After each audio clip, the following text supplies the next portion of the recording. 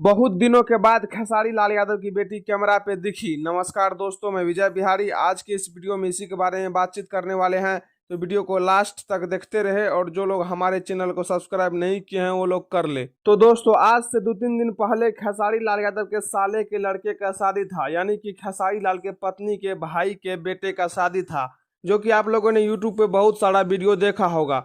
लेकिन खास बात यह है कि इस शादी में बहुत सारे अन्य कलाकार भी पहुंचे थे। तो दोस्तों, कुछ लोगों का कमेंट आ रहा था कि इस शादी में सभी तो दिखाई दी, लेकिन खेसारी लाल की बेटी कृति क्यों नहीं दिखाई दिया। तो फाइनली इस शादी में खेसारी लाल की बेटी कृति भी दिखाई दी, जो कि आप लोग वीडियो में देख सकते हैं।